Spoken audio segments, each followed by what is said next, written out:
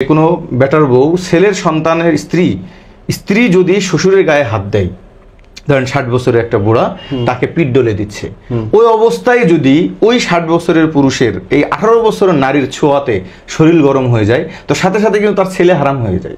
Seriously? হ্যাঁ, যদি কোনো শ্বশুরের গায়ে স্ত্রীর হাত পড়ে, বেটার বোর হাত পড়ে, আর শ্বশুরের যদি ভিতরে কামভাব চলে আসে, সাথে সাথেই শুধু তালাক না, চিরজীবনের জন্য হারাম হয়ে যাবে সন্তানের জন্য। এবার বলেন সমাজে কত পার্সেন্ট নারী, এটা কি ইসলামে সহিহ হাদিস, সহিহ হুরমতে মুসাহারা বলে এটাকে।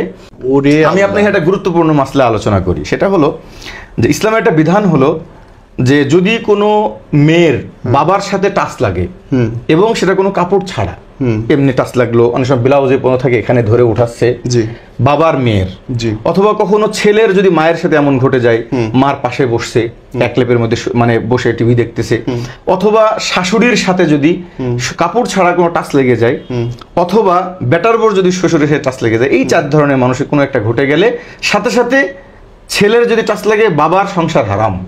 হ্যাঁ, যদি বেটার বোর টাচ লাগে তাহলে জামাইয়ের সংসার হারাম। হ্যাঁ, যদি শাশুড়ির টাচ লাগে তাহলে নিজের মেয়ের সংসার হারাম। হ্যাঁ, এবার বলেন যে এই যে একটা বিরুদ্ধ বাবাকে তার বেটার বউ তার মালিশ করে দিচ্ছে, টাচ লাগলেই হারাম। টাচ লেগে যদি ভিতরে কামভাব আসে, মানে টাচ লেগে ভিতরে কামভাব আসে, আসতেই পারে মানুষের মন, মানুষের মনে বাস্তবতা, যেখানে আপনার ফ্যামিলি চলতেছে, আল্লাহ মাফ করুন, বাট ইট ইজ ট্রু, এবং আসবেই। ধরেন কথা বলছে আল্লাহ রসুল, বাবা মেয়েদের যখন বড় হয়ে যায় তাদের থেকে বিছানা আলাদা করতে বলছে। কেন করতে বলছে? কারণ আপনি পুরুষ মানুষ, আমাদের সম্পর্ক যেটা আছে রক্তীয় সম্পর্ক, এটা তো আপন জায়গায়, কিন্তু শরীর যখন শরীরের কাছে যায়, সেটা যদি হয় আপনার যেটাই হোক না কেন, শরীরের কাছে গেলেই কিন্তু শরীর কথা চলে। দেখছেন 60 বছরের শ্বশুর, বেটার বউ এখন তার খেদমত করতেছে, তো সাথে সাথেই যদি শ্বশুরের মনের ভিতরে এরকম কিছু ভাব চলে আসে, অথবা বেটার বরেই ভালো লাগতেছে, একটা যুবক মানুষ নতুন শরীর সিংড়ায় উঠছে, কামভাব আসছে, সাথে সাথে সন্তান ছেলের মানে সংসার ভেঙে যাবে, শুধু তালাক না, আর কোনোদিন বেটার বউকে আর আনতে পারবে না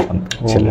এই জন্য এই বৃদ্ধা বিরুদ্ধদের এই বয়সে যেহেতু পৃথিবীর কারোর খেদমত করার অনুমতি নাই, অতএব ওই মুহূর্তেও একজন বৃদ্ধের স্ত্রী দরকার তার খেদমত করার জন্য। আমি জানতামই না এই মাসলাটা বহুজন জানেন এবং আলোচনা করেন, এটা লজ্জাস্কর। তো কিন্তু হাজারো বাংলাদেশে এরকম পরিবার আছে বলে কি আমি একটা ভয়াবহ হাদিস আলোচনা করব না? এই জন্য আমি সবাইকে বলি যে দরকার হয় দেখেন, অনেক সময় শ্বশুররা বেটার বউকে আনতে যায়, অনেক সময় মোটরসাইকেলের পিছনে চড়ায়, অনেক সময় অনেক বাবা আছে নিজের মেয়েকে পিছনে মোটরসাইকেলে চড়ায় স্কুলে নিয়ে যায়।